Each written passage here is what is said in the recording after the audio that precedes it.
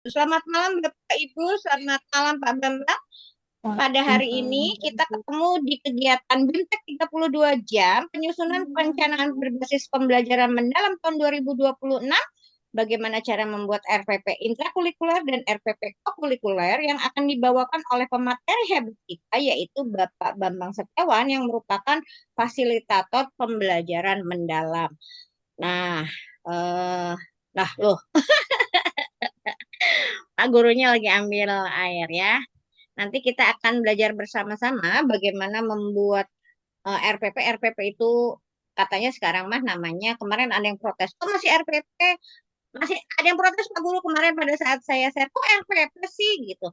Makanya aku pernah konfirmasi ke Pak Guru, ternyata kata Pak Guru sama aja mau RPP mau apa modul gitu ya Pak Guru. Nah, untuk lebih lanjut Pak Guru silahkan saya lempar dari Kota Bogor ke Kota Bima. Tapi sebelumnya Pak Guru perkenalan dulu ke Bapak Ibu semua. Barangkali ada yang belum kenal Pak Guru. Silahkan.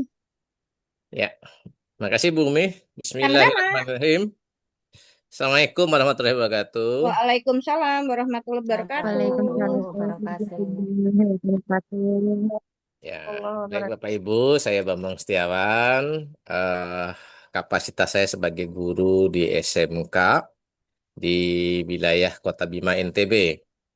Nah, kebetulan sebenarnya teman-teman di sini nih bukan guru-guru yang apa namanya yang baru 1 hari 2 hari jadi guru. Saya yakin Bapak dan Ibu semua peserta yang ada di room ini adalah Bapak dan Ibu yang sudah syarat akan pengalaman dengan dunia pembelajaran dan pendidikannya dan kapasitasnya sebagai guru. Tentu pengalaman-pengalaman itu secara tidak langsung telah membentuk kita sebagaimana fungsi dan peran kita sebagai seorang pendidik. Nah, baik Bapak dan Ibu, kegiatan kita insya Allah mulai malam ini dan 2 malam ke depannya, kita akan bersama berdiskusi, memperkaya hasanah, memperkuat pemahaman, dan sekaligus apa ya, eh, menjadikan pemahaman kita punya satu makna yang sama terkait dengan pembelajaran mendalam. Jadi pembelajaran mendalam ini adalah sudah apa namanya sudah hampir 1 tahun kita membersamai dengan pembelajaran mendalam. Ini sudah masuk semester 2. Artinya Bapak dan Ibu di semester 1 kemarin itu sudah bersama dengan eh, pembelajaran mendalam ini sebagai salah satu pendekatan yang memperkuat kurikulum Merdeka atau kurikulum nasional yang saat ini sedang kita gelutin bersama. Nah, Bapak dan Ibu sekalian, memang di judul ini kita menyusun perencanaan. Jadi ada yang menyebutnya RPP, ada yang menyebutnya modul ajar. Saya tidak belum apa, saya sengaja tidak mengubah mengubah pembiasaan kita, walaupun sekarang sebenarnya namanya bukan lagi RPP, namanya PPM kalau sekarang, Perencanaan Pembelajaran Mendalam. Nah, tapi sebenarnya isi-isinya ya sama, yaitu adalah dokumen kelengkapan kita sebelum membelajarkan siswa, di mana itu menjadi rambu atau eh, bekal bagi kita dalam membimbing siswa di kegiatan belajarnya bersama kita. Nah, itu Bapak dan Ibu ya. Nah, kemudian dari judul ini juga itu ada terkait dengan intrakurikuler dan kokurikuler. Jadi kalau kita buka kembali di Permendikdasmen nomor 13, nomor 13 atau nomor 11 ya lupa saya. Itu terkait dengan eh, di Permendikdasmen nomor 13 itu terkait dengan struktur kurikulum baik di jenjang pendidikan dasar, menengah maupun pendidikan kejuruan, bahwa sesungguhnya setiap mata pelajaran itu ada ke alokasi. Jadi aja mata pelajaran yang Bapak Ibu ampuh itu sesungguhnya ada alokasi kegiatan intrakurikuler dan kegiatan kokurikuler. Nah, makanya di kegiatan kita ini Bapak dan Ibu antara intrakurikuler dan kokurikuler kita eh, satukan menjadi satu eh, apa namanya?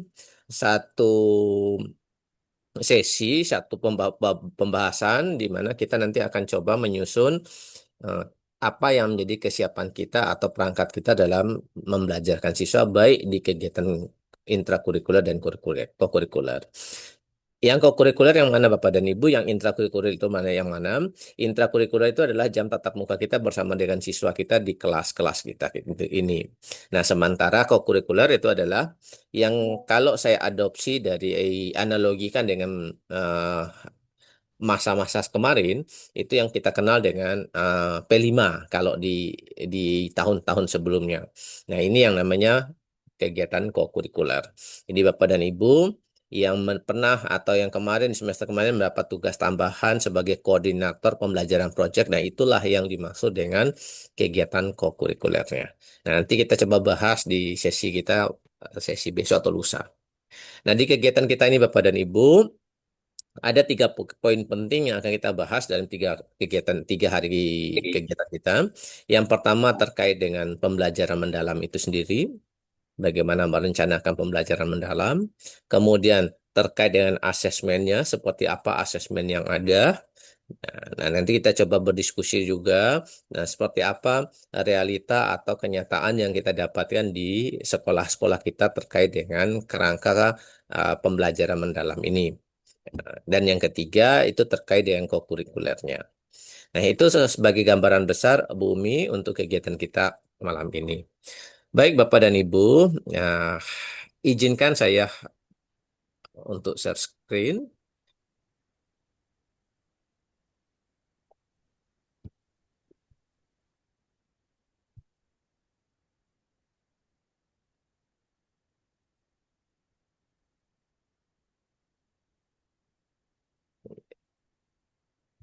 Oke. Hmm, Udah kelihatan. sudah kelihatan. Saya coba slideshow. Slideshow-nya jalan nggak? Jalan nggak? Kelihatan nggak? Enggak.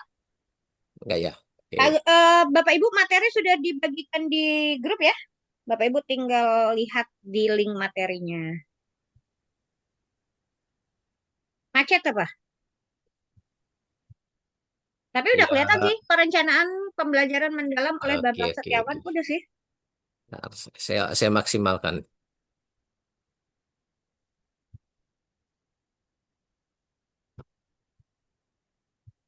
Oh ya, sambil menunggu Bapak Ibu daftar hadir dibagikan jam 20 waktu Indonesia bagian Barat. Kalau ada yang belum ada namanya, mohon bersabar. Nanti dibuatkan oleh Pak Muklis. Yang belum ada, sabar aja. Nanti dibikinin ya. Sebentar aja. Nah, oh ditutup dulu. Tutup dulu. Kita buka dulu.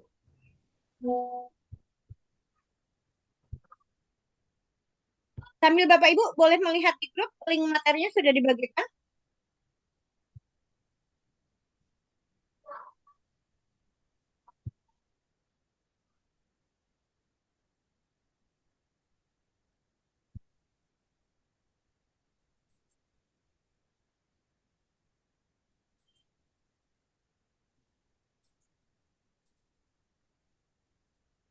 Oke, Bapak Ibu sudah dibagikan kembali di grup. Sebenarnya di alur ada semua ya, Bapak Ibu ya. Jadi Bapak Ibu bisa melihatnya di alur.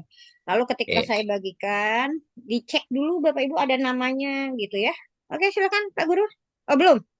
Belum. Oke, kita mulai sejam. Ada Ya, di link drive ya Pak Guru. ada. Nomor satu ya. Nomor satu Oke, Bapak Ibu. Kalau Bapak Ibu klik link yang Umi bagikan, itu di nomor satu. Link pembelajaran mendalam. Oke. oke. Baik Bapak dan Ibu, kita masuk aja. Nah, ini kegiatan perencanaan pembelajaran mendalam. Mudah-mudahan di hari pertama ini kita berdiskusi terkait dengan pembelajaran mendalam itu seperti apa yang Bapak Ibu sudah implementasikan di kelas-kelas Bapak dan Ibu. Ini untuk menjadikan gambaran bagi kita nanti mana yang sudah sesuai dengan harapan dari PM ini dan mana yang perlu kita benahi sehingga kita belajarnya tidak mulai dari sesuatu yang baru. Nah, sebelumnya Bapak dan Ibu, saya yakin Bapak dan Ibu di kegiatan kita ini eh, pembelajaran mendalam ini bukan hal yang baru ya Bapak dan Ibu ya, karena satu semester kemarin kita sudah melaksanakannya. Nah, baik, kita mulai. Di pembelajaran mendalam ini Bapak dan Ibu, eh, secara umum apa sih pembelajaran mendalam itu? Sering sekali kita masih masalah menyebut atau sering saya dapat kita juga dengar bahwa PM itu atau pembelajaran mendalam itu adalah suatu kurikulum baru. Sesungguhnya ini tidak Bapak dan Ibu. PM itu hanya pendekatan. Pendekatan yang bagaimana? Pendekatan yang memposisikan siswa itu tidak lagi pasif, tapi jauh lebih aktif dari yang sebelumnya, di mana guru lebih memuliakan. Bahasa memuliakan ini kalau pada masanya kurikulum Merdeka awal-awal, itu sering disebutkan sebagai penghambaan, menghamba pada murid. Ini sering kita dengar pada saat awal-awal kurikulum Merdeka itu digaungkan atau Bapak dan Ibu, teman-teman yang pernah bergelut dengan guru penggerak. Assalamualaikum. Nah, ini sering kita dengar. Jadi sekarang bahasanya diperhalus oleh PM ini menjadi satu pendekatan yang memuliakan dan menekankan pada penciptaan suasana belajar yang berkesadaran, bermakna, dan menggembirakan. Jadi kuncinya di sini siswa lebih dimuliakan dalam artian dimuliakan bukan diangkat menjadi Tuhan, bukan menuhankan siswa, tetapi memanusiakan manusia. Kemudian kata kunci yang kedua, ada suasana belajar yang dicipta itu di mana siswa atau murid itu diajak untuk dibangun kesadarannya setiap dia berada di ruang belajar, bukan menjadi satu keterpaksaan, bukan menjadi satu upaya sekedar gugur kewajiban berada dalam ruang belajar, tetapi benar dia hadir di ruang belajar itu atas kesadaran dan atas rasa rasa inginnya, bukan dari orang lain, tapi dari dirinya. Kemudian bermakna setiap apa yang dipelajari, apa yang diberikan, apa yang diulas, itu tidak hanya menjadi santapan di ruang belajar tersebut, tetapi setelah keluar dari ruang belajar atau setelah kegiatan pembelajaran itu selesai, masih bisa dirasakan efek atau dampak dari pembelajaran tersebut. Jadi implementasi dari apa yang didapat, pengetahuan yang bertambah itu yang diharapkan. Dan tentunya siswa kita, dikala kita membelajarkan dengan PM ini, rasa gembira itu muncul. Gembira dalam artian bukan eh, s- belajar sambil bermain-main, enggak, bukan bermain-main itu yang dimaksud dengan gembira. Tapi gembira di sini apa namanya? Tidak mendapatkan tekanan, tidak mendapatkan satu satu situasi di mana siswa itu nggak enjoy dalam ruang belajarnya. Nah, kalau kita bisa bisa bisa munculkan tiga suasana belajar ini, tentu ini sangat ideal. Nah, yang ideal itu bukan sesuatu yang mudah. Yang ideal itu tentu sangat sulit kita lakukan, tetapi bukan berarti tidak bisa. Melalui suatu proses pembiasaan, Bapak dan Ibu, yang tadi dari awal sudah saya katakan, Bapak dan Ibu di ruang kita ini, di room kita ini, saya yakin bukan guru yang baru jadi kemarin 2-3 hari yang lalu, tapi Bapak dan Ibu sudah lebih dari sudah tahunan, bahkan mungkin ada yang puluhan tahun menjadi guru. Tentu pengalaman ini sudah berdampak pada pembentukan suasana belajar pada siswa. Nah, ini sebagai definisi awal Bapak dan Ibu. Nah, selanjutnya sebelum kita mengulas lebih jauh, kita mari kita lihat apa itu yang memuliakan yang dimaksud dalam kurikulum atau dalam pendekatan pembelajaran ini. Jadi dalam menerapkan PM, semua pihak yang terlibat saling menghargai dan menghormati dengan mempertimbangkan potensi, martabat, dan nilai-nilai kemanusiaan. Inilah yang dimaksud dari PM ini, apa itu memuliakan. Nah, baik Bapak dan Ibu, sebelum kita ulas lebih jauh, eh, adakah di antara Bapak dan Ibu yang punya pengalaman waktu membelajarkan siswa dari tahun ke tahun itu tidak mengalami perubahan? Nah, tentunya kita berharap pasti dari tahun ke tahun kita selalu memperbaiki diri. Kita bisa sadari, kita bisa renungi pada saat kita menjadi guru. Awal kita menjadi guru dengan sekarang pasti sudah berbeda bagaimana kita berhadapan dengan murid-murid kita. Nah, dalam pembelajaran mendalam Bapak dan Ibu, tadi kita sudah ulas sekilas bahwa di pembelajaran mendalam itu berkesadaran, bermakna, dan mengembirakan ini yang menjadi satu prinsip dasar dari pembelajaran mendalam. Nah, untuk berkesadaran, bermakna, dan menggembirakan dengan cara apa? Itu tentu melalui olah pikir, olah hati, olah rasa, dan olahraga. Jika ini semua sudah terjadi, maka satu hal yang menjadi target akhirnya itu terwujudnya profil lulusan. Jadi Bapak dan Ibu, kalau di sebelumnya Bapak dan Ibu pernah diperkenalkan dengan P3 profil pelajar Pancasila, maka di pendekatan ini le- di, di, di, dipertajam lagi dengan profil dimensi profil lulusan. Nah, dimensi profil lulusan ini. Nah, ini yang menjadi target akhirnya. Ada 8 dimensi. Kalau kemarin kita waktu di awal-awal kurikulum Merdeka kita mengenal profil pelajar Pancasila yang 6, sekarang di profil lulusan ini ada 8. Ya. Nah, yang namanya profil lulusan itu bukan didapat setelah kita mengajar, enggak. Tapi yang namanya lulusan, setidaknya siswa kita, begitu dia tamat dari satu jenjang pendidikan, maka profil-profil lulusan ini nampak tercermin pada siswa kita yang akan tamat.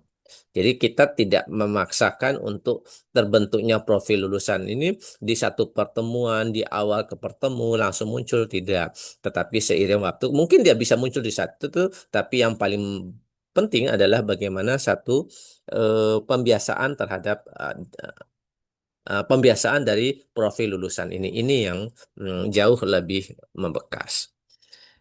Secara garis besar Bapak dan Ibu, ini. Jadi kalau kita sudah membahas eh, apa ya pembelajaran mendalam PM, isinya nggak banyak, cuma satu satu slide ini saja. Ini intinya. Sebelumnya Bapak dan Ibu, mungkin kita pernah dengar dengan istilah deep learning ya Bapak dan Ibu ya. Jadi deep learning dengan pembelajaran mendalam itu sama atau berbeda? Sebenarnya berbeda. Konsepnya berbeda. Pembelajaran mendalam itu adalah bagian dari deep learning. Utuhnya deep learning itu lebih luas. Hanya karena apa kita menyebut yang pembelajaran mendalam. Jadi bagian dari deep learning yang diadaptasi dengan keadaan kultur di negeri kita. Jadi deep learning ini awalnya sumber awal di beberapa literasi yang kita coba Bapak Ibu coba bergerilya dengan literasi deep learning itu rata-rata jurnal-jurnal itu adanya ya dari Australia, dari Australia yang banyak sekali. Nah, begitu dikembangkan di Indonesia, diadaptasi, itulah menjadi pembelajaran mendalam ini. Jadi pesan pesan kami Bapak dan Ibu pada saat kami juga di training oleh kementerian untuk tidak menyebut sebagai deep learning, tapi lebihlah kita menyebut dengan pembelajaran mendalam. Nah, nah, di pembelajaran mendalam ini Bapak dan Ibu, kita mulai dari tengah.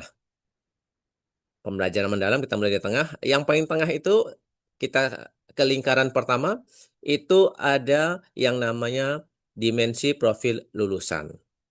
Mulai dari keimanan dan ketakwaan terhadap Tuhan Yang Maha Esa, kewarganegaraan, kreativitas, kemandirian, komunikasi, kesehatan, kolaborasi, dan penalaran kritis.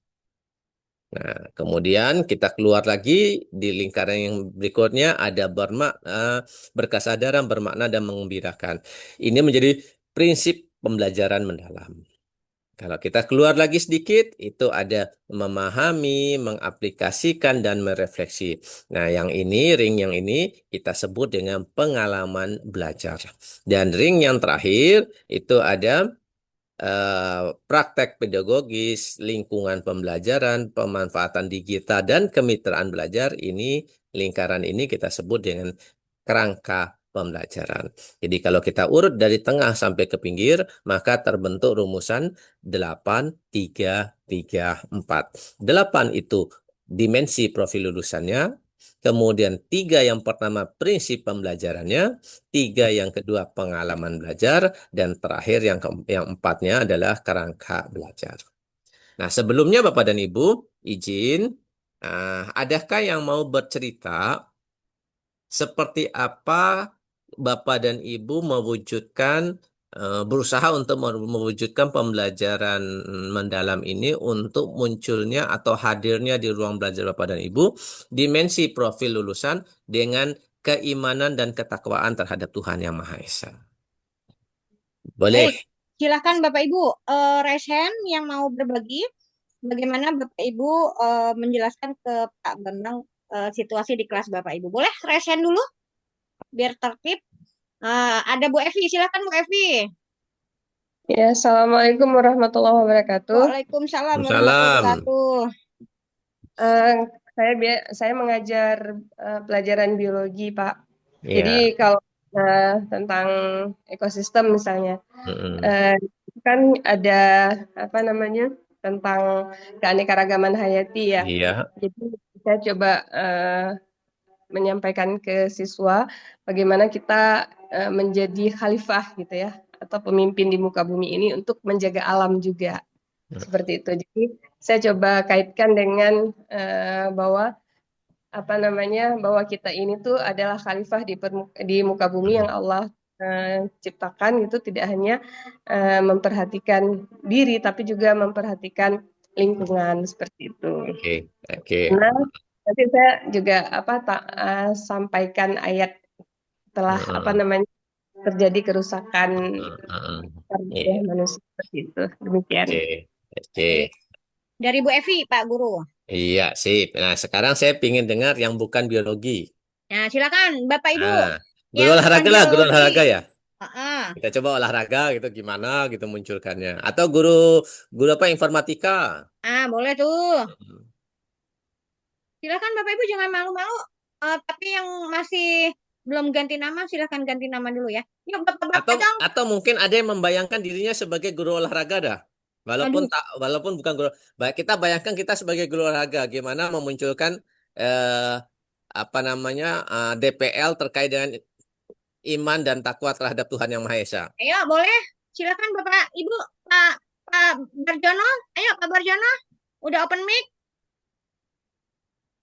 dari Sorong. Ayo Pak Barjono. Oh, ditutup. Silakan Bapak Ibu yang mau membayangkan dirinya guru olahraga. Oke, ada tuh Bumi. Ya, Ya, silakan Sen. Bunda Miss Radelina. Terima kasih Umi, Iya, Ibu. dari Saya Aceh ya, Bun. bukan dari Sumatera Barat Oh, ini. Sumatera ya. Salah.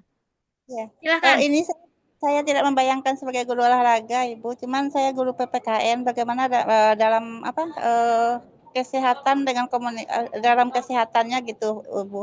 Iya, Hmm, silakan, Oke. Bu. Dalam, terima kasih Pak, Ibu. Ya, Oke. Oke. gimana, Bun? Udah. Oh, tadi udah. Udah, Oh, udah udah. kaitannya dengan kesehatan. Oke. Oh, kesehatan. Oke. Kayaknya nggak mudeng. Ada lagi, Pak Guru? Oke, baik Bapak dan Ibu. Nah, sengaja saya memunculkan pertanyaan tersebut. Jadi begini Bapak dan Ibu, terkait dengan DPL ini, tidak mesti untuk setiap materi pelajaran itu bisa kita kaitkan dengan apa namanya, dengan seluruh dimensi ini.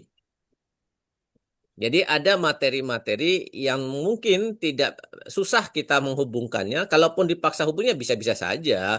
Cuma dari 8 DPL ini, pada saat Bapak dan Ibu memunculkan dalam kegiatan belajar, pilihlah DPL ini yang paling mudah muncul di pembelajaran Bapak dan Ibu. Contoh, contoh. Tadi pembelajar di guru biologi dia terkait dengan ekosistem. Oke. Keimanan dan ketakwaan pada Tuhan Yang Maha Esa-nya bisa masuk. Dari mana? Rasa bangga, rasa menghargai, rasa bagaimana si anak bisa tumbuh kesadaran bahwa melestarikan atau menjaga alam itu adalah bagian dari karunia Tuhan yang harus dia perdalam, harus dia pahami, harus dia hayati. Nah, itu untuk keimanan tapi boleh jadi di kegiatan itu tidak ada DPL yang tidak bisa dihadirkan. Saya ambil contoh Bapak dan Ibu. Ada materi yang bisa memunculkan kolaborasi, yang mungkin kolaborasi sedikit agak kontradiktif dengan kemandirian. Ya jangan dipaksakan harus muncul dua-duanya.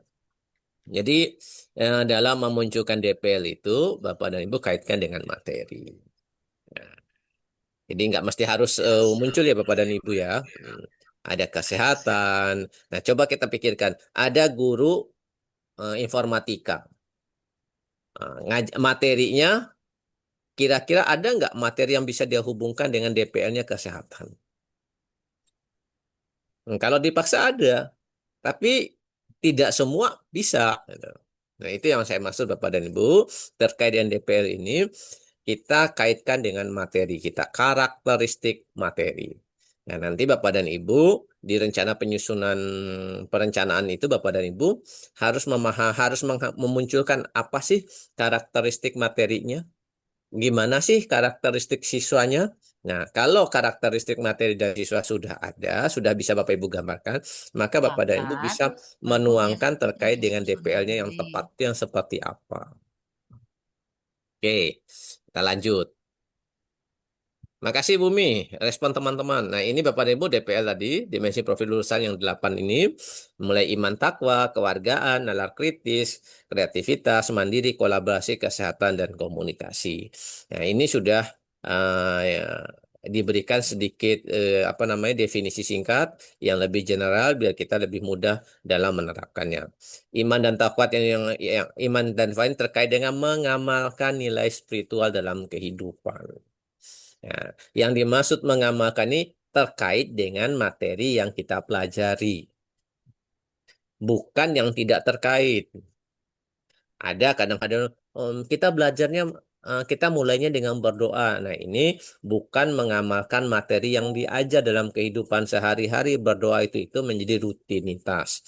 Jadi, yang dimaksud dalam DPL ini, itu yang terkait dengan materi pelajaran kita, Bapak dan Ibu ya.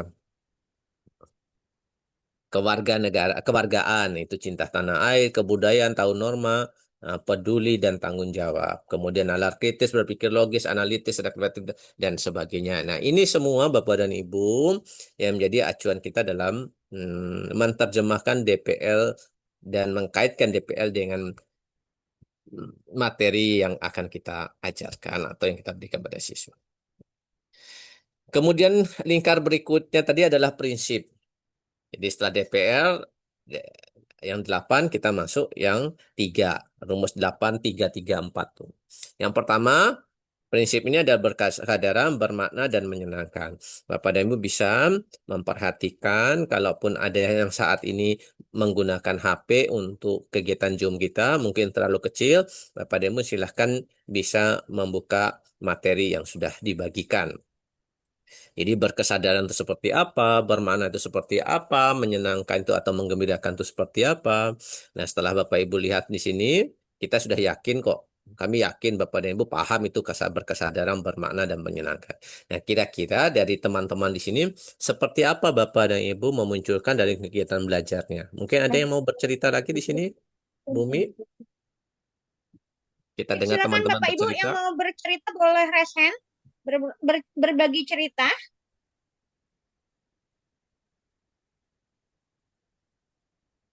Halo, halo Bapak Ibu, ada yang mau bercerita? Nggak usah takut salah Bapak Ibu, Tidak ada nggak akan hukuman. dinilai, nggak akan dihukum. Ayo Bapak Ibu, pada malu-malu ya Pak Guru kayaknya ya. Bunda Ratna mau berbagi? Oke. Kayaknya Oke. masih belum paham apa malu-malu ya? Nah, nggak apa-apa dah Bumi, kita lanjut aja dulu. Jadi Oke, berkesadaran. Nah, kesadaran itu kita lihat di sini ada poin-poinnya. Kenyamanan dalam belajar. Kemudian fokus, konsentrasi, perhatian. Kemudian kesadaran terhadap proses berpikir. Nah, sekarang contoh berkesadaran begini Bapak dan Ibu. Eh, Sebelum belajar, Baru sebelum kita masuk kegiatan belajar di kelas, begitu kita nyampe ke kelas, siswa itu sudah siap dengan belajarnya. Dibuktikan dengan apa? Dia telah siap dengan alat tulisnya, dia telah siap dengan beberapa referensinya, dia telah siap eh, dengan ruang ruang belajarnya, kebersihan ruang belajarnya, kenyamanan ruang belajarnya. Itu menunjukkan bahwa anak kita telah sadar kalau mereka sudah siap, sudah waktunya untuk belajar. Nah, yang paling gampang sekali Bapak dan Ibu berkesadaran itu terlihat yang paling gampang kita lihat, begitu kita telat hadir, siswa mencari kita. Itu sebagai bukti kalau siswa kita sudah berkesadaran akan pentingnya belajar bersama kita. Itu yang paling gampang yang terlihat. Kemudian bermakna. Bermakna ini apa yang sudah dipelajari, dia bisa menerapkan, dia bisa mengkaitkan dengan kehidupan sehari-hari. Dikala siswa mempelajari satu konsep, konsep ini tidak sebatas bagaimana dia menjawab soal-soal di kelas, tidak sebatas menjawab soal-soal yang diberikan guru, tapi jauh lebih dari itu, bagaimana konsep yang diberikan, yang didapatkan dari kegiatan belajar itu mampu diimplementasikan dalam kehidupannya. Nah, yang terakhir adalah menyenangkan. Ciri yang menyenangkan atau mengembirakan itu yang paling sederhana begini Bapak dan Ibu. Saya ambil contoh. Kalau seorang anak oleh bapaknya dibilang, "Nak, besok libur, kita jalan-jalan ke taman." Bangun pagi ya. Kemudian si anak merespon bapaknya untuk hadir untuk ke taman tersebut. Begitu dia bangun, dia tagih ke bapaknya, "Pak, ayo Pak kita ke taman." Bapaknya bilang, "Nanti nih masih terlalu pagi, kita sarapan dulu." Nah, lebih dini dia sudah menagihnya itu menyatakan dia senang dengan situasi tersebut.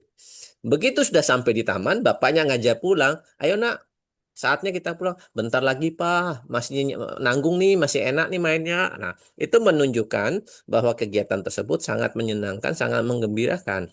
Nah, sekarang bagaimana siswa kita di kelas itu berada bersama kita, merasa senang, merasa gembira, tidak bentar-bentar lihat jam, "Oh, lama sekali nih Pak Guru nih, Bu Guru nih jamnya."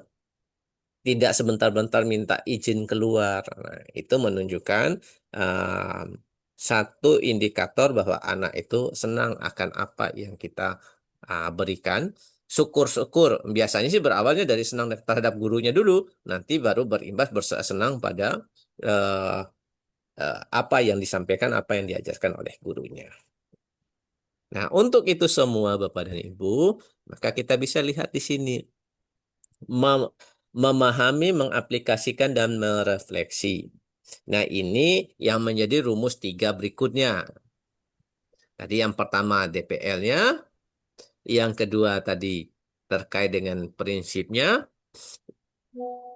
yang ketiga terkait dengan pengalaman belajar. Jadi di pengalaman belajar ini ada 3 ini Bapak dan Ibu, memahami, mengaplikasi, dan merefleksi. Nah, sekarang Bapak dan Ibu, tadi bermakna itu siswa pada saat mendapatkan pengetahuannya, pemahamannya, tidak sebatas selesai di ruang belajar. Tidak sebatas untuk sekedar menjawab apa yang menjadi soal yang diberikan oleh gurunya.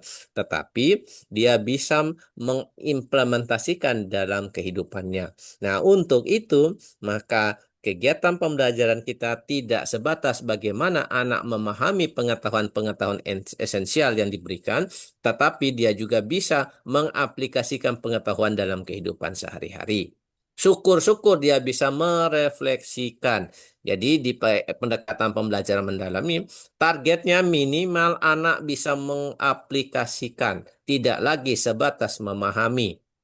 Lebih dari itu, kita bisa mengarahkan mereka untuk bagaimana merefleksikan. Jadi saya mohon maaf Bapak dan Ibu, jika tadi saya memancing Bapak dan Ibu 1-2 orang untuk bercerita seperti apa membelajarkan siswanya, itu adalah bagian dari merefleksikan apa yang sudah Bapak Ibu lakukan dengan PM di sekolah-sekolah Bapak dan Ibu. Jadi itu terkait dengan apa namanya pengalaman belajar.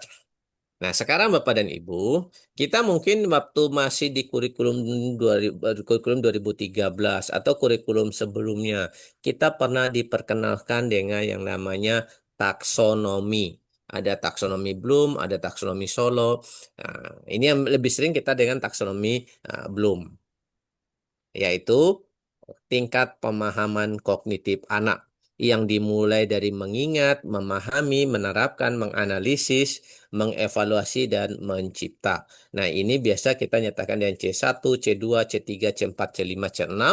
Nah, ini yang Bapak dan Ibu sering dijadikan acuan dalam menyusun instrumen atau tujuan pembelajaran dan asesmennya di kurikulum 2013. Di taksonomi Solo, mungkin ada yang menggunakan taksonomi Solo, itu mulai dari prastruktural, unistruktural, multistruktural, relasional, dan berpikir abstrak yang mendalam. Nah, ini semua bentuk-bentuk taksonomi yang dihadirkan dalam membelajarkan siswa. Nah, sekarang bagaimana dengan PM? PM itu mulai dari memahami, mengaplikasikan, dan merefleksi. Di mana memahami itu? Memahami ini Bapak dan Ibu, jika kita arahkan pada taksonomi Bloom, itu adanya setara dengan C1 dan C2. Sementara mengaplikasikan itu ada pada C3 dan C4. Merefleksi ada pada C5 dan C6.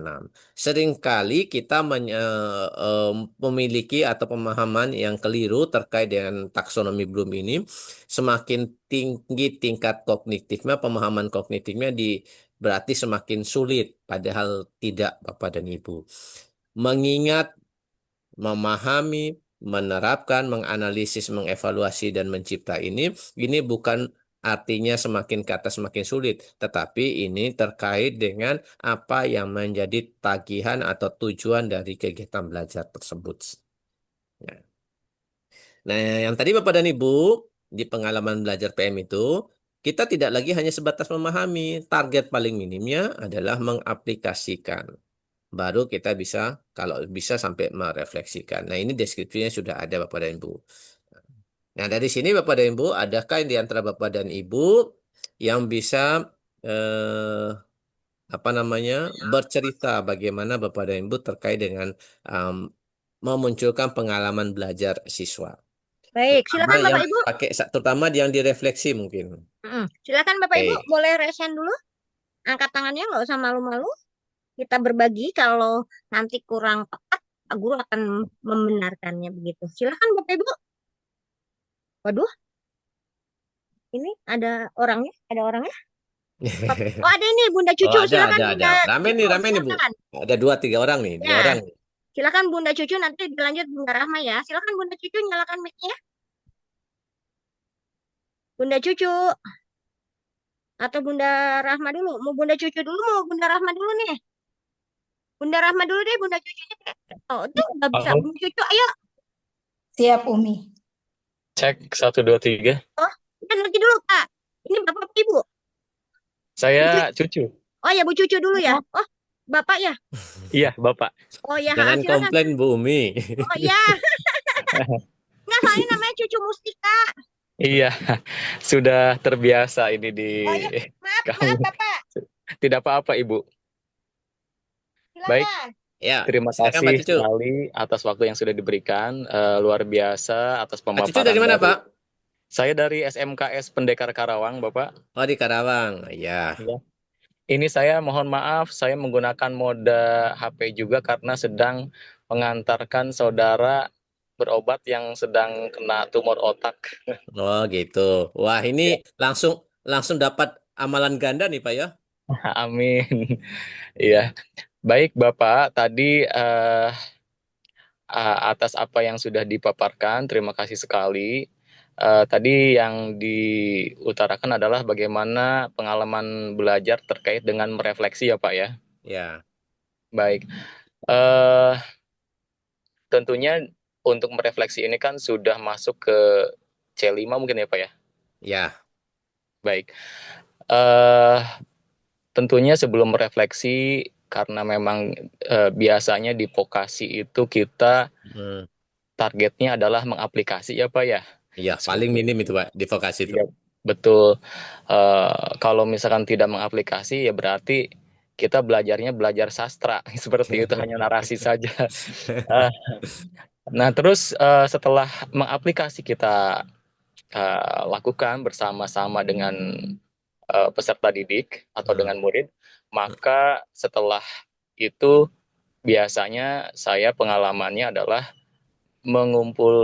bukan mengumpulkan, tetap di tempat duduk masing-masing dan Hmm. menyampaikan bahwa apa sih yang sudah murid-murid pelajari dari awal saya masuk sampai hampir selesai mengambil kesimpulan itu, apa saja yang sudah mereka alami, apa saja yang sudah mereka pelajari bersama. Nah, biasanya beberapa siswa mampu menceritakan apa saja yang sudah mereka alami, pengalaman belajarnya seperti apa, dan kadang ada juga siswa yang belum relate dengan apa Ya. yang saya sampaikan, mungkin karena memang mereka tadi di awal tidak ada readiness, jadi tidak kesiapan belajarnya tidak maksimal, Ya. belum hadir sepenuhnya di kelas. Nah, Hmm. mungkin itu yang perlu kita istilahnya dampingi juga agar mereka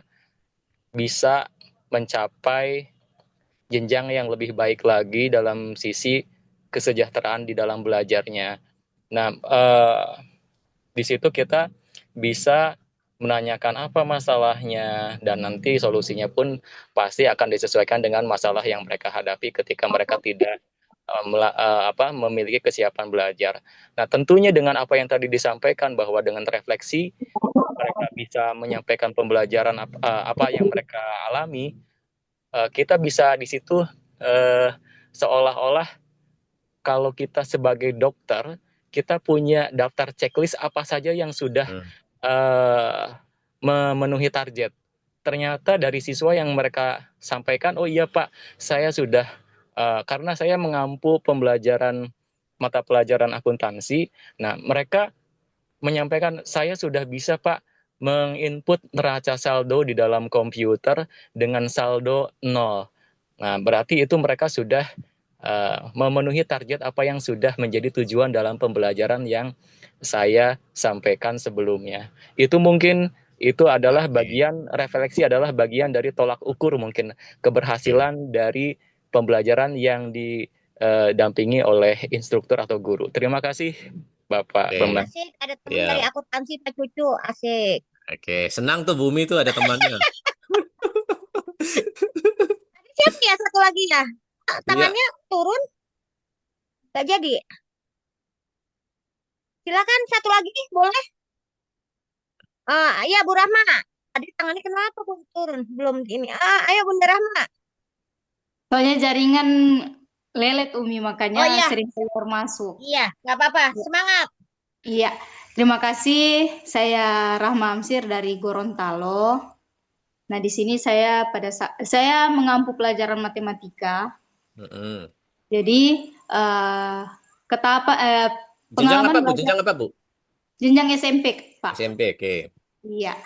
Jadi pengalaman belajar PM ini dari tahapan memahami, mengaplikasi, dan merefleksi. Nah, di kegiatan memahami Oh, betul Bumi jaringannya nggak Iya Pak? jaringannya ya. Iya, Tapi semangat. Bunda Rahma.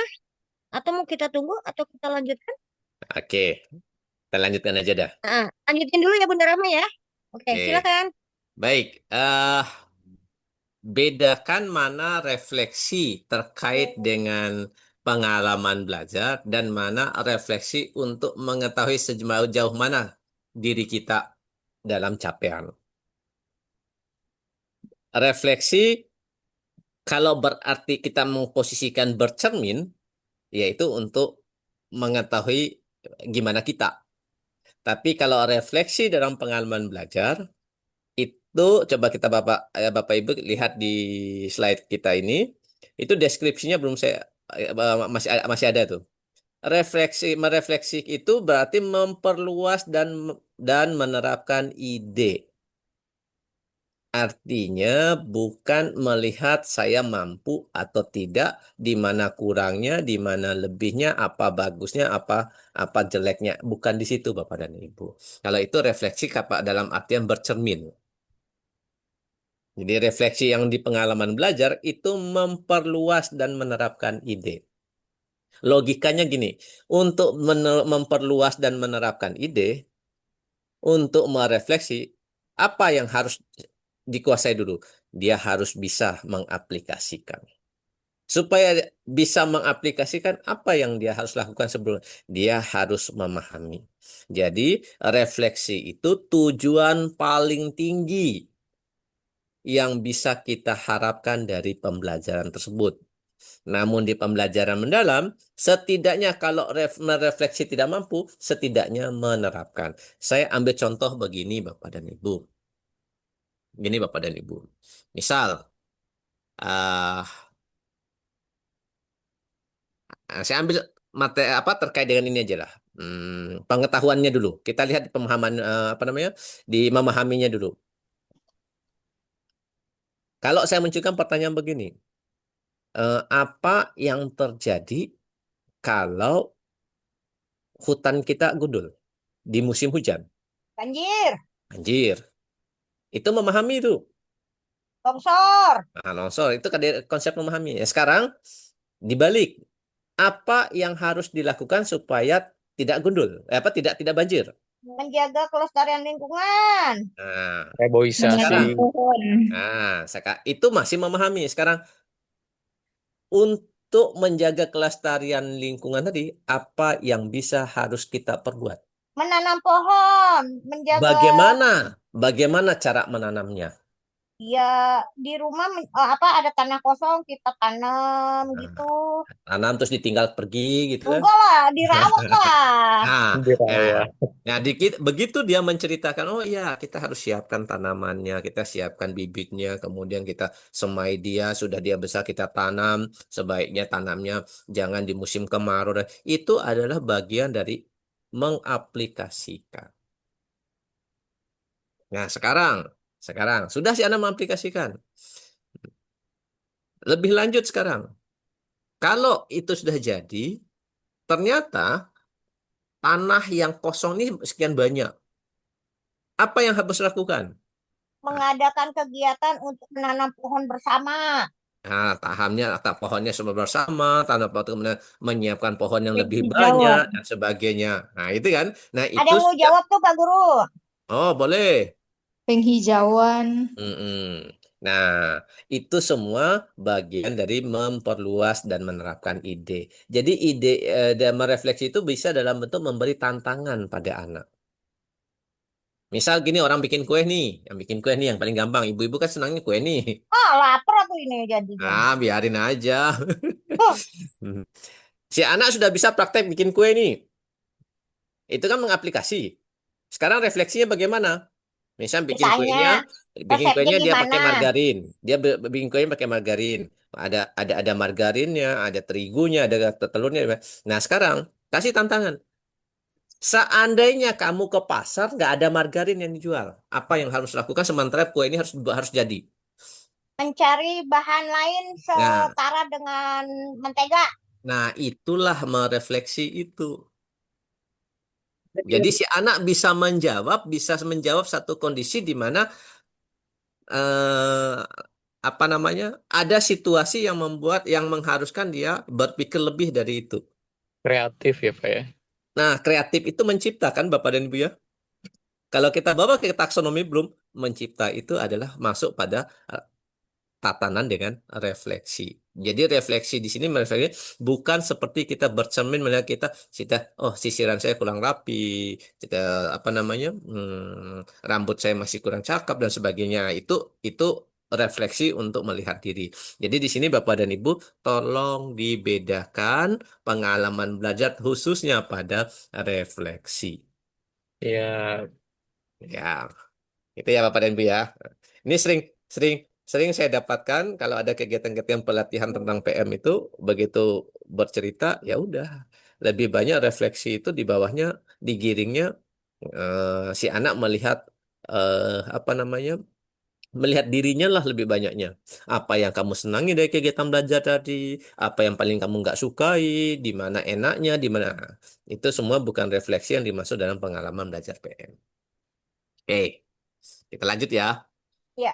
Ya, kita Kak satu. Guru, tapi sambil lanjut, Bapak Ibu, link materinya sudah Umi bagikan di grup. Kalau Bapak Ibu lihat di postingan terakhir itu, materinya paling bawah setelah link Zoom ya Bapak Ibu ya. Dicek ya. Oke, terima kasih. Lanjutkan Pak Guru. Oke, nah sekarang di kerangka pembelajaran. Ini yang empatnya ya, tadi ada 8, 3, 3, 4. Itu ada praktek pedagogis, lingkungan belajar, kemitraan belajar, pemanfaatan digital. Nah, kerangka pembelajaran ini, praktek pedagogis, itu terkait dengan model strategi yang dipilih oleh guru dalam menyampaikan materi atau mendesain pembelajaran tersebut agar mengarah pada situasi yang tiga tadi, berkesadaran, bermakna, dan menyenangkan. Jadi model pembelajarannya, kira-kira model pembelajaran, kalau kalau model pembelajarannya pembelajaran langsung, kira-kira bisa nggak memunculkan yang tadi? Ya. Bisa nggak? Bisa nggak Bapak Ibu? Bisa nggak Bisa, nih? selama strateginya disesuaikan. Jangan pembelajarannya, pendekatan pembelajaran, model pembelajaran langsung, tapi strategi yang dipakai ceramah. Oh, nggak nyampe dong. Nah, nggak nyampe. Nah, tapi kalau di di desain di strateginya itu bisa saja. Nah, namun ada beberapa model pembelajaran yang memang di apa namanya, yang direferensikan untuk pembelajaran PM ini. Nanti kita bahas di slide berikutnya, Bapak. Yang di apa namanya di sesi hari esok pada saat kita merencanakan pembelajaran. Kemudian lingkungan belajar. Lingkungan belajar itu baik lingkungan fisik seperti ruang kelas, kemudian ruang virtual. Kalau Bapak dan Ibu menggunakan yang paling gampang ruang virtual apa Bapak dan Ibu kalau bagi siswa kita?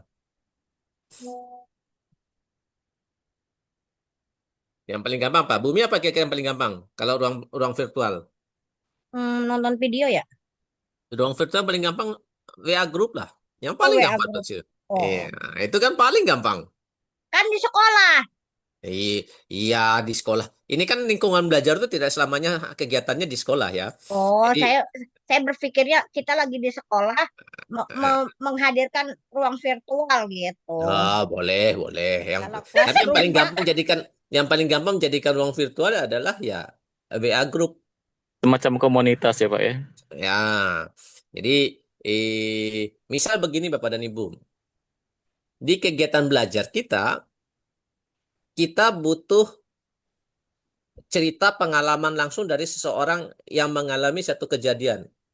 Kita mau hadirkan orang tersebut, nggak bisa, tetapi dia bisa video call dengan kita. Si anak bisa langsung lihat, bisa langsung dengar.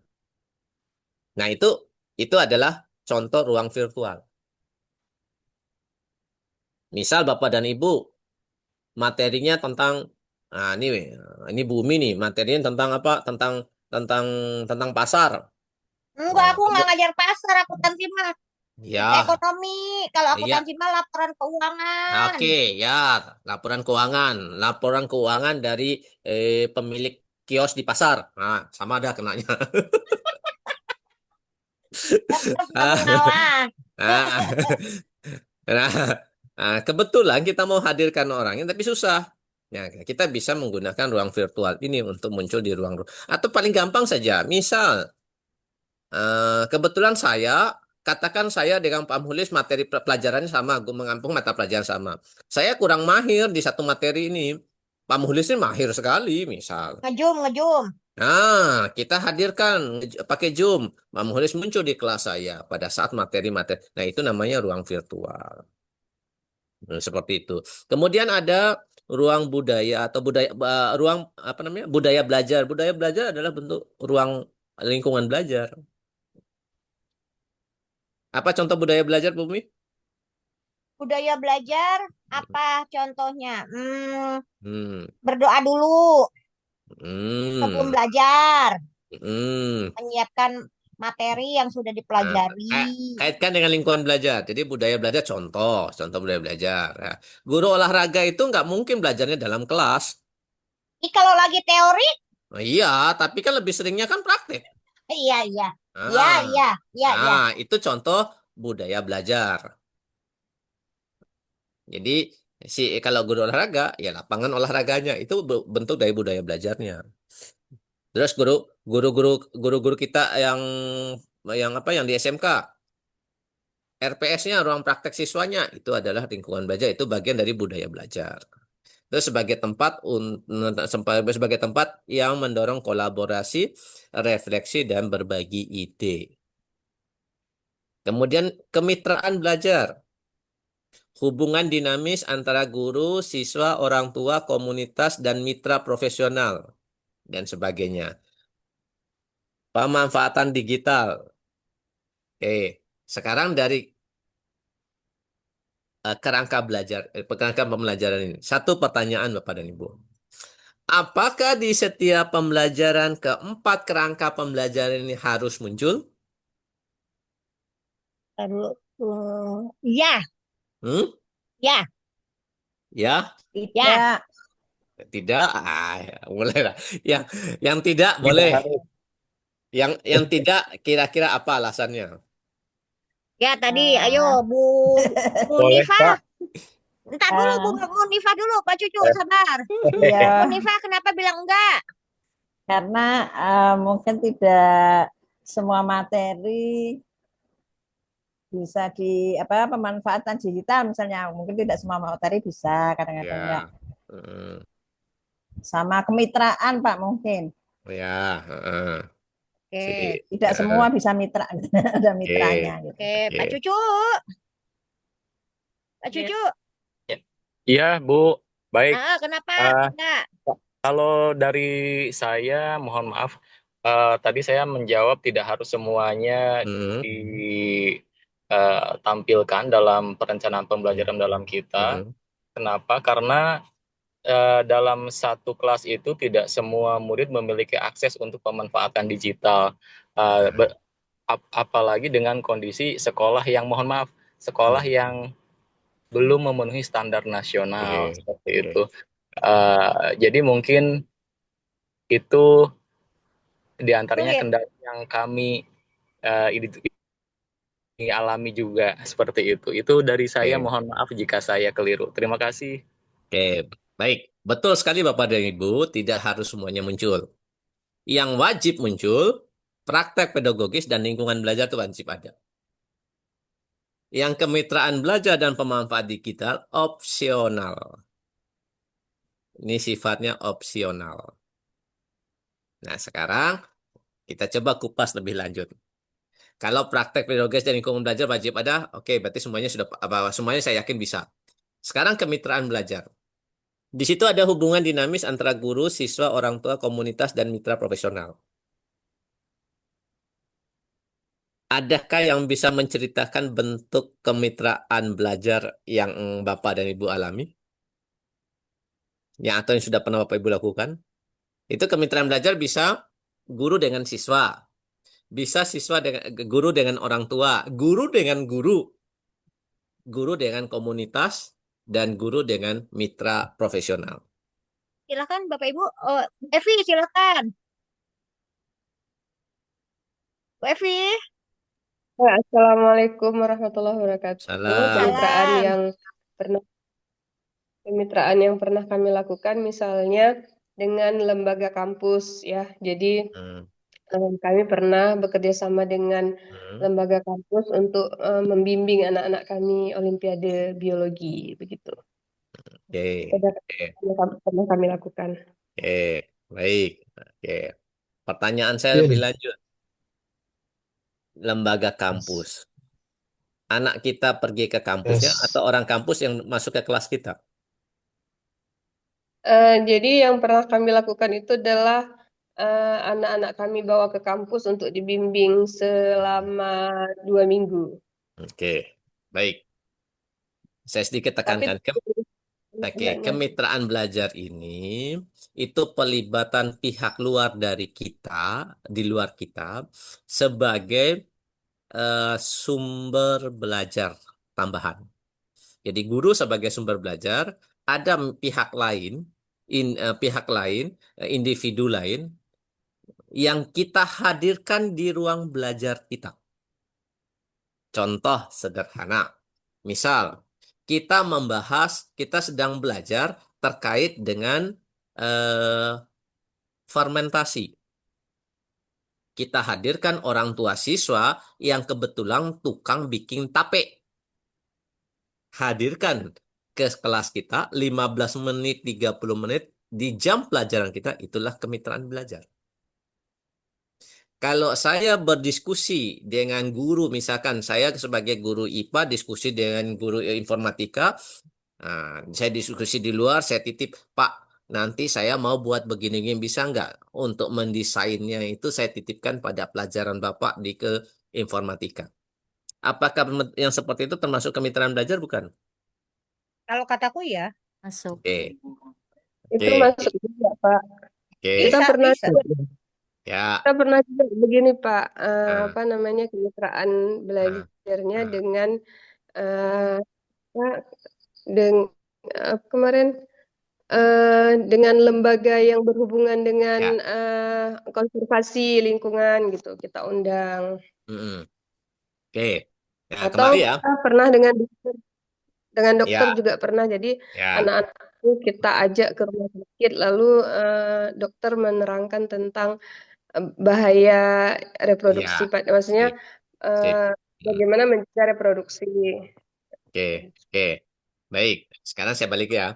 Kemitraan belajar yang jadi benang merahnya, hadirnya orang lain di kegiatan belajar tersebut yang berkapasitas memberikan pengetahuan, wawasan, dan pemahaman baru terhadap siswa kita di jam belajar kita. Itu kata kuncinya. Jadi kalau anak dipergikan 1 hari penuh, itu berarti ada pelajaran lain yang terpakai. Kalau ini larinya pada project. Bisa diarahkan ke project. Yang ke kurikuler. Nanti kita bahas besok.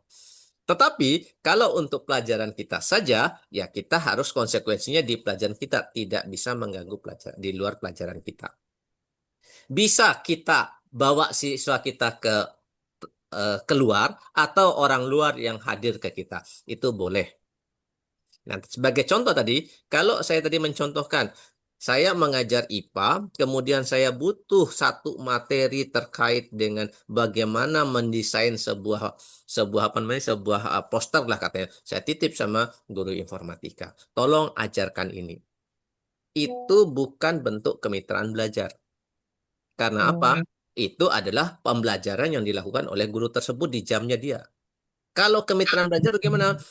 Pada saat saya menjelaskan, kemudian di materi saya itu saya butuh tugas akhirnya tentang ini, saya hadirkan guru informatikanya walaupun hanya 10 menit, 15 menit di ruang belajar kita untuk menjelaskan itu, itulah kemitraan belajar. Kita nggak bisa menghadirkan, kalau sesama guru ya, kita nggak bisa menghadirkan full dengan pelajaran kita. Kenapa? Pasti guru itu juga punya aktivitas lainnya.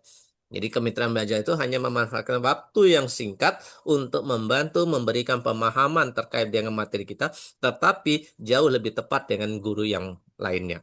Itu kalau mitranya dengan guru.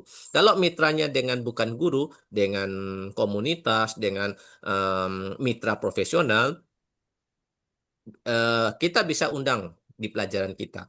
Misal, saya mengajar tentang mitigasi bencana. Di satu sesi pertemuan saya hadirkan dari pemadam kebakaran di kelas saya. Nah, itu namanya kemitraan belajar.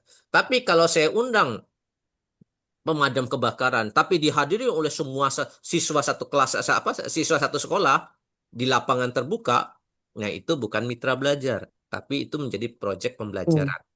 Karena di luar tanggung jawab kita sebagai guru, karena ada libatnya kelas-kelas lain. Jadi kalau yang seperti itu mau didesainnya sebagai proyek co-kurikulernya. Izin Itu Bapak Ibu bertanya, ya. Nah, izin bertanya Pak Bambang. boleh. Silakan. Saya dulu, Kebetulan ayo. Kebetulan malam ini slide terakhir. Jadi kita Oke, langsung sesi bertanya. langsung. Tadi siapa? Pak Ya, Yunus. Pak Yunus. Ya, yang lain resen ya. Biar tertib ya. Nanti kita sambung yang di chat. Silakan Pak Yunus. Ya, baik. Kan saya guru agama. Jadi Ya, betul. pernah diundang oleh guru MTK untuk menjelaskan tentang jual beli dalam pandangan Islam. Ya, Tapi oke. masuk di jam pelajaran matematika. Ya. Nah, saya dikasih kesempatan 10 menit untuk menyampaikan konsep jual beli dalam Islam. Cuma saya berpikir ini kan pasti tidak dituntut di tujuan pembelajaran yang ada di MTK kan, Ya. tentang konsep Islam ini gitu. Iya, iya, Kenapa iya. harus disampaikan gitu? Sementara tujuannya bukan itu mungkin di Iya. fikih ada gitu, bukan di Iya, MTK iya. gitu. Iya, Nah, iya. jadi fungsinya kami ini untuk ada hadir di Mapel MTK ini seperti apa? Apakah itu termasuk kemitraan atau seperti apa? Ya, kalau dengar ceritanya itu termasuk kemitraan. Tetapi terkait dengan tujuan pembelajarannya, tentunya guru MTK-nya yang jauh tahu persis seperti apa. Mungkin yang bersangkutan ingin membawa anak ke tahap refleksinya tadi, menggunakan penerapan dari ilmu matematiknya untuk yang tadi, untuk yang Bapak sampaikan.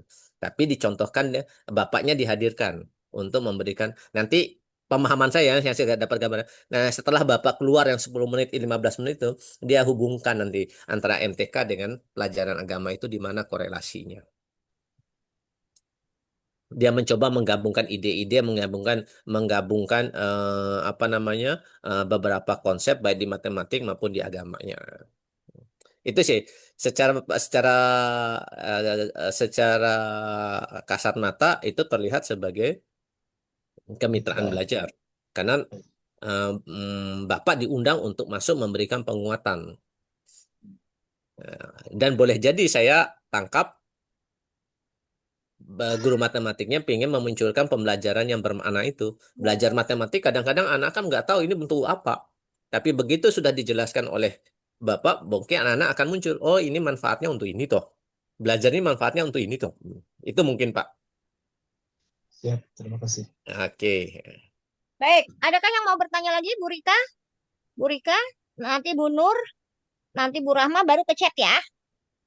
Kita 3 lagi dulu yang resen baru ke chat. Silakan Bu Rika. Oke, baik. Saya izin off cam ya. Gini Iya, nggak Pak, apa-apa. itu kan tadi kan tentang kemitraan ada guru, siswa gitu ya Pak ya. Ya. Nah, yang saya masih bingung ini Pak, mohon pencerahan. Siswa itu maksudnya seperti apa ya? Apakah ketika siswa diskusi di kelas itu juga sebagai mitra atau yang seperti apa gitu Pak? Mohon contoh konkretnya Pak. Terima kasih. Oke. Saya ambil contoh begini Bapak dan Ibu ya. Misal kita pada saat membelajarkan satu materi, apa ya yang paling gampang ya? Ginilah, guru seni. Dia mengajarin anak bagaimana melukis yang bagus, bagaimana membuat gambar yang bagus. Tapi kebetulan di kelas itu ada siswa kita yang juara gambar. Nah, teknik-teknik dasar itu bisa atau beberapa ilmu dari si anak itu, si siswa itu bisa kita jadikan referensi, bisa kita gunakan dia sebagai penguat bagi pembelajaran yang kita berikan. Tetapi nggak boleh full oleh si anak tersebut. Jadi kapasitasnya, pengalaman dia bisa dijadikan sebagai sumber belajarnya. Ini bagi kalau anak. Atau ambil contoh begini. Ada siswa kita, bapaknya jual bakso. Nah, kita sedang mengajar bagaimana untung rugi. Nah, si anak kebetulan sering membantu orang tuanya dalam memasarkan baksonya. Nah, di sini pengalaman si anak dalam menceritakan apa yang dia lakukan dengan orang tuanya, itu bisa menjadi referensi bagi teman-temannya dalam pembelajarannya. Yang seperti inilah yang dimaksud kemitraan antara guru dengan siswa. Jadi siswanya menjadi sumber belajar sekarang. Kalau bapaknya? Jadi, Kalau Kalau kalau bapaknya dihadir, bapaknya juga bisa jadi mitra. oh, Nah, jadi intinya terkait dengan kemitraan, yang pertama ada orang lain selain guru tersebut yang dihadirkan di ruang belajar dengan kapasitas memberikan penguatan pemahaman untuk beberapa konsep yang sedang dipelajari. Bukan utuh ya, beberapa. Itu baik. contohnya. Oke. Udah, Bu Rika paham? Oke, baik. Terima kasih, Pak. Sip. Saya miss kemarin. Makasih, Pak, Ya, pencerahannya. makasih. Bunda Nur sekarang. Mohon maaf, izin. Terima kasih, Umi. Iya. Ya. Assalamualaikum warahmatullahi wabarakatuh. Waalaikumsalam. Mohon maaf, Pak Bambang. Oke. Begini, Pak Bambang, saya juga ingin penjelasan ini mengenai pemahaman saya. Saya mengajar bahasa Inggris, Bapak. Tentang kemitraan, ini yang pernah saya lakukan, itu kan saya tidak menghadirkan guru atau teman pejabat kami, tapi kami hanya sharing, bertanya-tanya saja dengan beliaunya, misalnya dengan guru TIK atau dengan guru Berbagi SBK, pengalaman ya, Bu ya. begitu. Tetapi tidak menghadirkan beliaunya ke dalam kelas. Iya. Apakah itu termasuk kategori kemitraan, Bapak? Mohon izin. Oke, baik. Yang seperti ini bukan masuk kategori kemitraan. Nah, kenapa? Karena posisinya di sini orang yang kita anggap sebagai mitra itu tidak hadir di ruang kita, tetapi dia memberikan penguatannya pada diri kita, menjadi bekal, menjadi katalis buat kita. Itu bedanya. Nah, sekarang kalau itu yang terjadi, kan kita boleh di PPM kita, perencanaan pembelajaran untuk kemitraannya kita kosongkan. Tadi yang saya katakan kemitraan itu opsional, kemudian pemanfaatan digital opsional. Yang wajib yang dua tadi, lingkungan belajar dan praktek pedagogiknya. Itu yang wajib ada. Yang jika kemitraan itu masih memungkinkan untuk dimunculkan, nggak apa-apa. Tapi kalau sulit, jangan dipaksakan. Betul. Kalau misalnya jamnya itu loh, Pak, dengan kamu kan kadang kan jamnya bersamaan. Tadi kan Iya betul. kan nggak bisa kami harus minta beliaunya untuk masuk ke kelas kita, begitu. Betul. Berarti di RPP-nya nanti tidak ada kemitraan ya, Pak? Nggak ada. Kalaupun Bapak Ibu ingin memunculkan atau Ibu ingin memunculkan temannya sebagai mitra, ya jangan dipakai full jamnya Ibu. Ya mungkin minta 5 menit 10 menit untuk bergeser ke kelasnya Ibu untuk memberikan, saya kurang paham nih, saya kurang kuat nih materi saya tentang ini, karena Ibu yang paham, bisa nggak bantu saya 5 menit 10 menit aja untuk memberi penguatan. Nah itu gitu. bisa. Bisa. Terima kasih Bapak. Baik. Yang resen sampai Bu Rahma dulu, nanti chat ya. Silakan Bu Rahma. Ya, terima kasih Umi. Ini berkaitan dengan kemitraan pembelajaran juga. Jadi ini tujuan pembelajarannya itu adalah tentang konsep untung dan rugi. Nah, tapi anak-anak ini kita kan kalau untung dan rugi otomatis berkaitan dengan pedagang. Iya. Nah, tapi pedagangnya kita tidak hadirkan di sekolah, tetapi pada malam sebelum kita mulai pembelajaran itu saya sudah mengarahkan siswa untuk mencari tahu tentang konsep untung dan rugi, di saat kapan dia mendapatkan untung, di saat kapan dia mendapatkan rugi, bagaimana cara-caranya. Nah, setelah itu akan mereka jelaskan nantinya di dalam kelas. Bagaimana, apakah itu bisa dimasukkan ke dalam kemitraan pembelajaran atau bagaimana? Oke. Yang seperti itu bukan kemitraan, tetapi itu yang Ibu lakukan itu masuk pada praktek pedagogisnya. Jadi praktek pedagogisnya terkait dengan model pembelajaran. Kalau model pembelajaran Ibu munculkan inquiry, anak-anak kan bisa mencari informasi sebelumnya atau setelahnya. Sebelum untuk bekal, setelah untuk penguatan, itu bisa Bapak dan Ibu. Nah itu kalau kita mengarahkan di model pembelajarannya inquiry.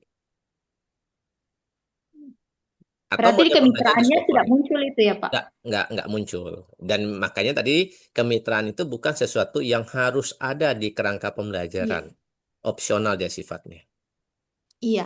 Ya saya paham juga sampai begitu juga saya jarang mencantumkan untuk kemitraan pembelajaran di dalam kelas. Karena saya rasa saya tidak menggunakan mereka. Makanya kebanyakan saya cuma mengusungkan untuk kemitraan pembelajaran. Cuma saya ingin bertanya terkait itu, apakah itu termasuk kemitraan atau tidak. Tetapi alhamdulillah sudah dapat pencerahan. Yang pastinya kemitraan pembelajaran itu yang kita pakai itu dia harus berada di dalam kelas. Dalam kelas. Itu. Iya, betul. Di saat dia tidak berada di dalam kelas ataupun kalau melalui virtual itu sudah termasuk kemitraan. Tetapi kalau melalui virtual itu bisa sebagai kemitraan kalau kita menggunakan virtualnya langsung hadir di kelas kita. Definisi ruang belajar itu Bapak Rindu itu bukan ruang kelas itu, ruang belajar. Jadi ruang belajar itu tempat di mana berlangsungnya kegiatan pembelajaran. Jadi kalau anak Bapak dan Ibu siswa Bapak Ibu bawa ke lokasi mitranya, itu juga kemitraan. Bukan mitranya yang masuk ke sekolah, tapi lingkungan belajarnya yang kita pindahkan. Ya, pindahkan. Jadi kalau misalnya pada saat saya mengajarkan konsep untung dan rugi itu, dan saya membawa mereka kepada pedagangnya pada hari saat saya mengajar, itu termasuk kemitraan atau lingkungan belajar saja, Pak? Masuk kemitraan kalau sifatnya si pedagang itu memberikan pengetahuan, memberikan penjelasan, memberikan pemahaman terhadap konsep.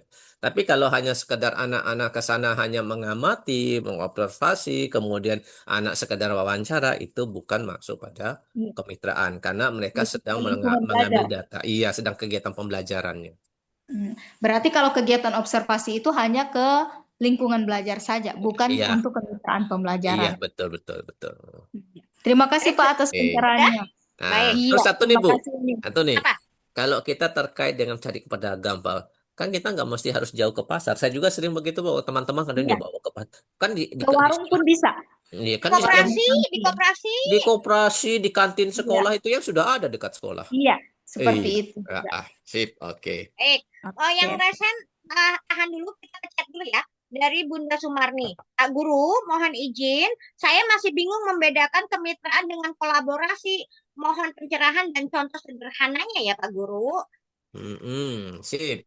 Kolaborasi itu kalau kemitraan sifatnya menjadi sumber belajar. Kalau kolaborasi lebih pada usaha bersamanya, lebih pada aktivitas bersama. Contoh. Siswa dibagi kelompok. Kemudian setiap kelompok ini wajib mendesain satu hal produk. Nah, itu kolaborasi antar siswanya. Nah, sekarang kalau kolaborasi gurunya bagaimana? Tadi yang kita contoh, yang Bapak Ibu sudah sampai contohnya, diskusi dengan teman di luar kegiatan belajar itu kolaborasi. Kalau kolaborasi, sifatnya tidak terbatas dalam satu ruangan. Dia tidak terbatas oleh waktu, tidak terbatas oleh ruangan. Tapi kalau kemitraan terbatas oleh ruang belajar dan terbatas oleh waktu belajarnya. Itu yang paling gampang. Baik. Oke. Udah?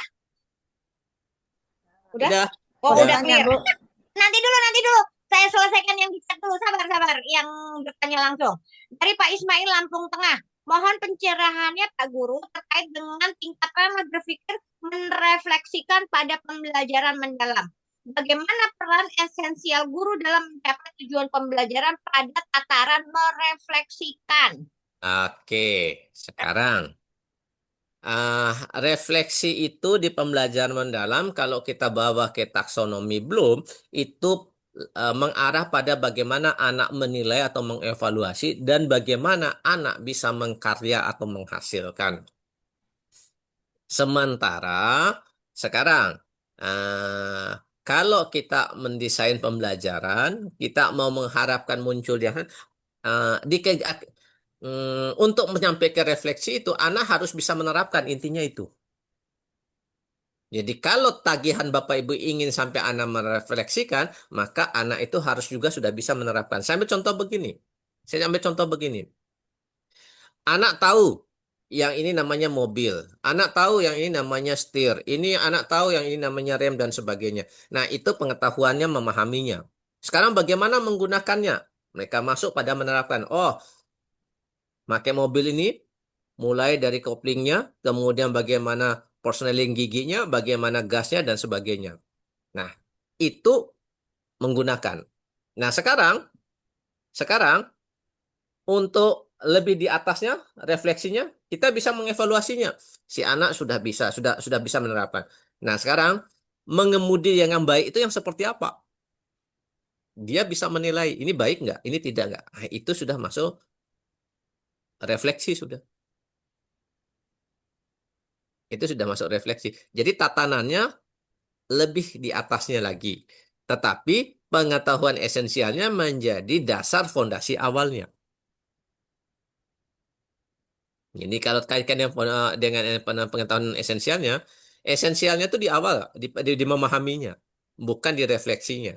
Tapi refleksi itu muncul setelah esensial itu anak pahami, kemudian anak bisa menerapkan, baru kita bisa munculkan refleksinya. Baik. Oke, Ya, masih pertanyaan ada pertanyaan lanjutan tuh kayaknya. Haruskah apa tuh Bumi? bentar.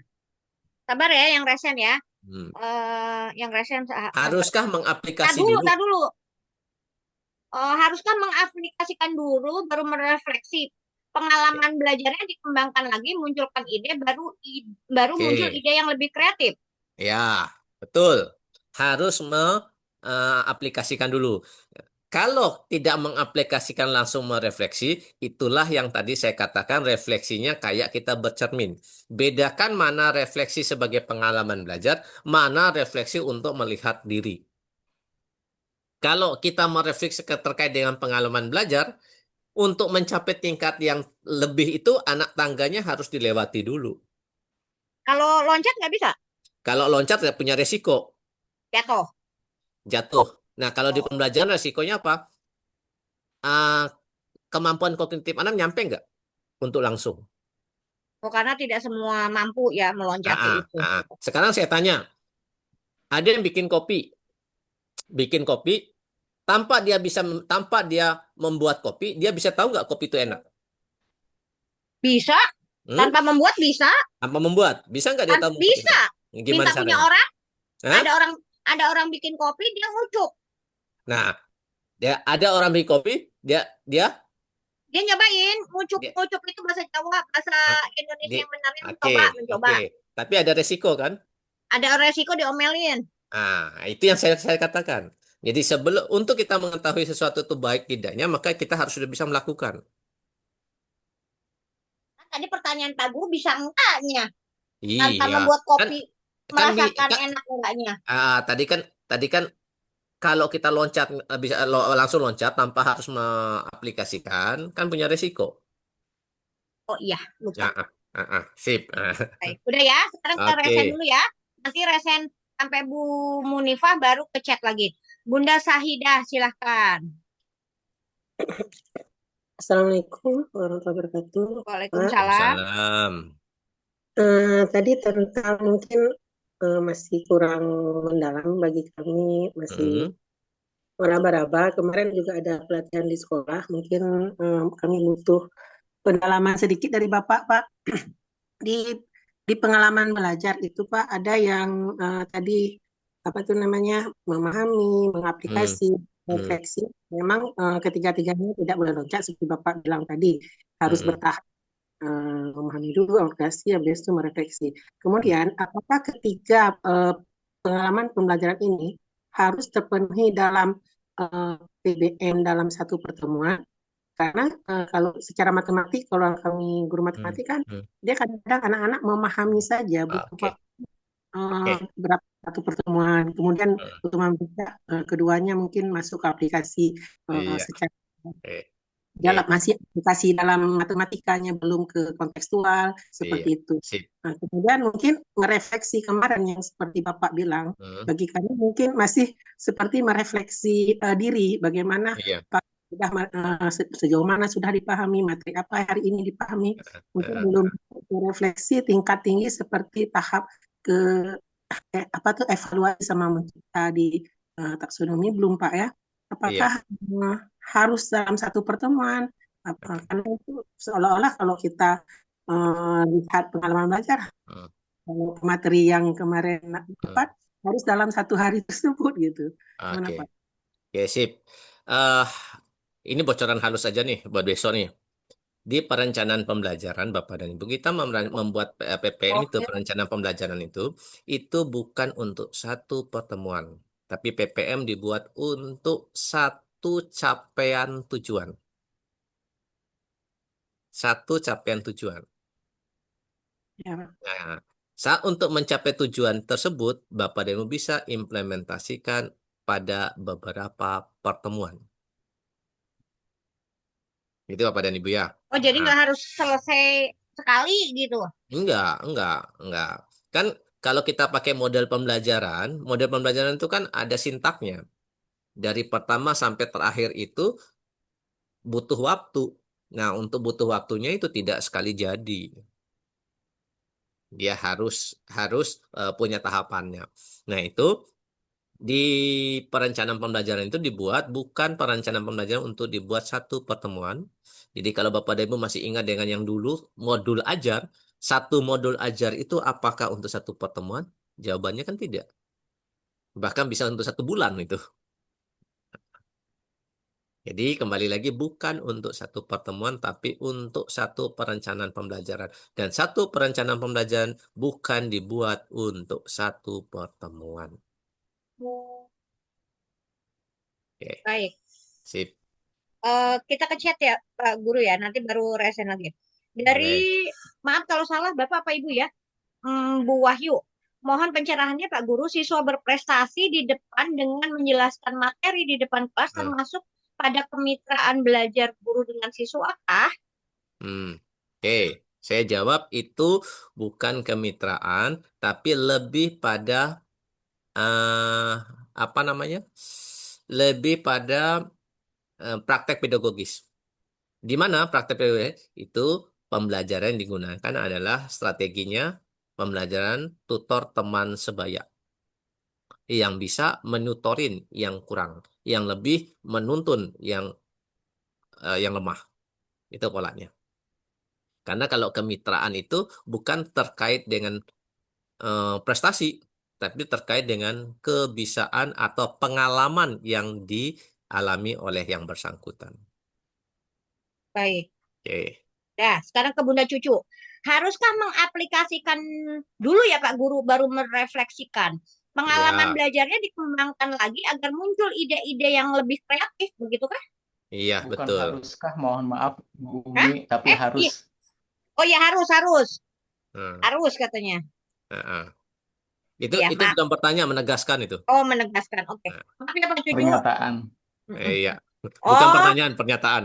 Itu itunya di bawah, saya nggak kebaca lagi. Oke. Iya. Baik, makasih.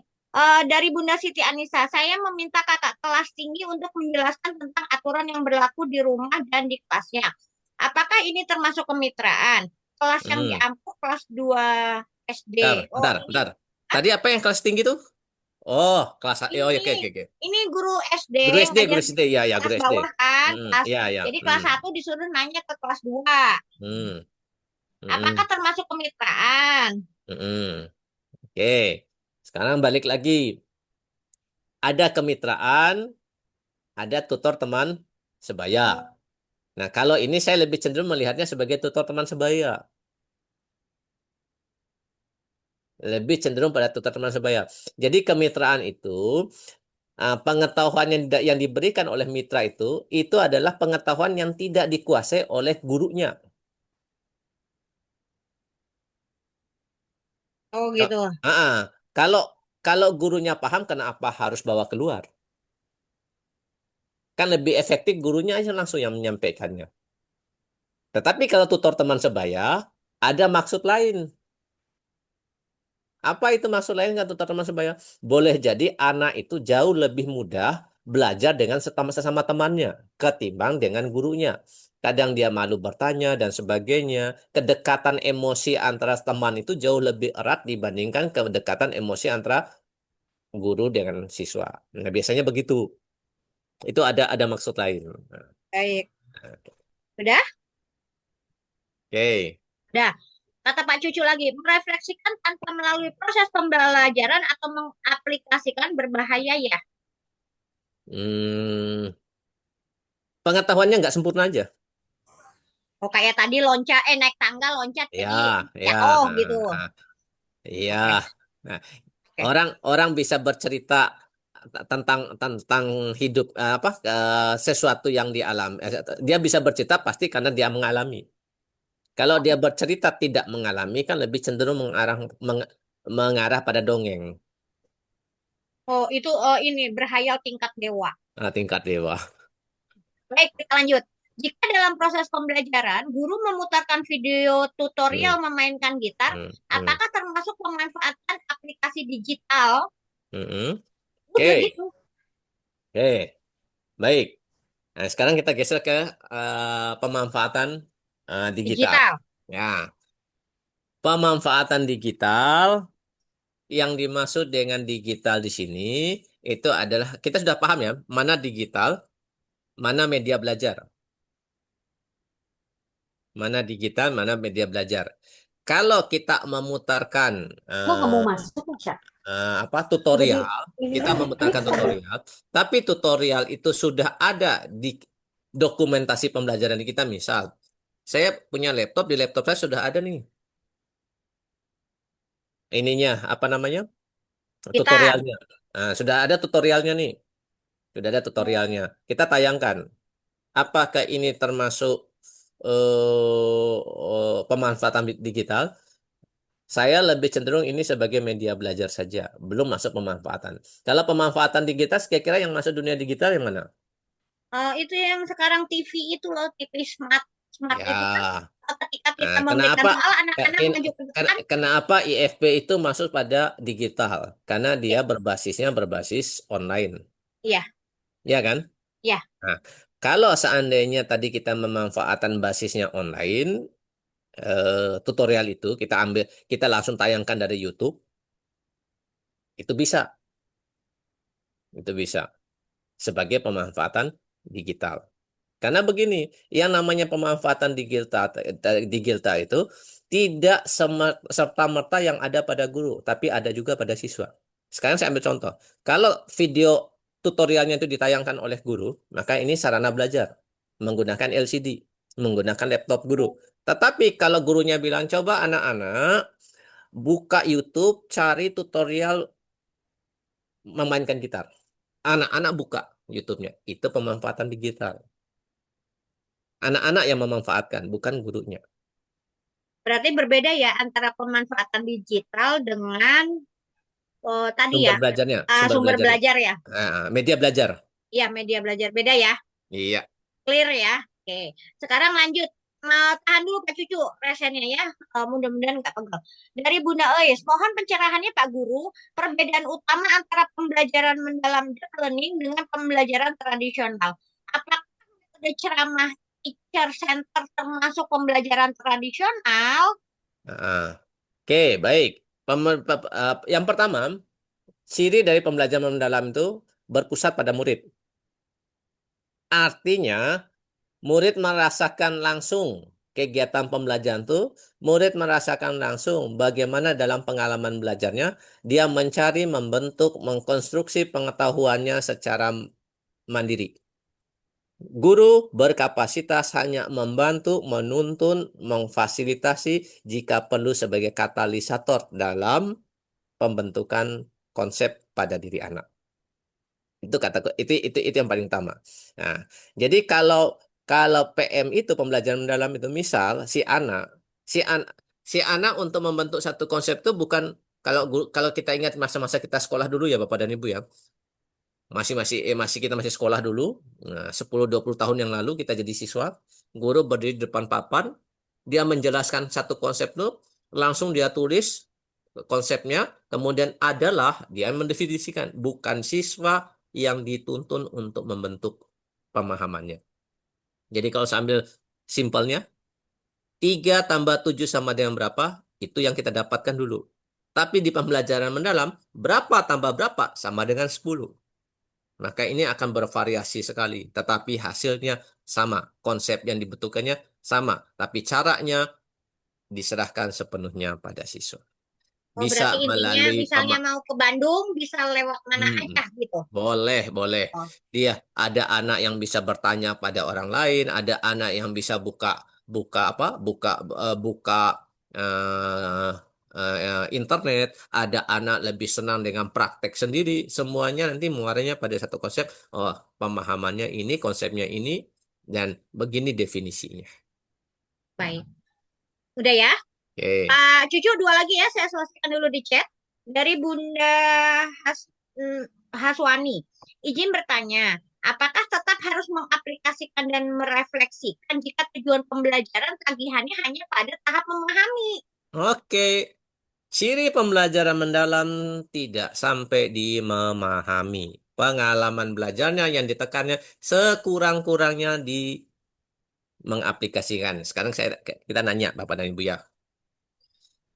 Anak tahu motor dengan anak bisa naik motor, mana yang lebih mendalam pemahamannya?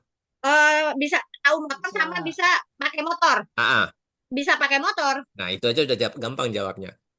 Nah, sekarang lebih dalam lagi bagaimana? Anak tahu ini nih motor, alatnya apa, komponen-komponennya ini dia tahu. Dia lebih mendalam, oh dia bisa naik motor. Oh, dia bisa membenarkannya. Nah, dia bisa naik motor. Sekarang lebih mendalam lagi, gimana kalau ininya rusak? Apa yang dia lakukan? Gimana kalau ininya nggak berfungsi dengan baik? Apa yang dia lakukan? Lebih mendalam lagi. Itu refleksi. Oh, ya. Tapi kalau dia benerinnya sendiri dong, kalau ke bengkel? Ke bengkel tuh bagian cara dia supaya dia paham kan? Oh ya.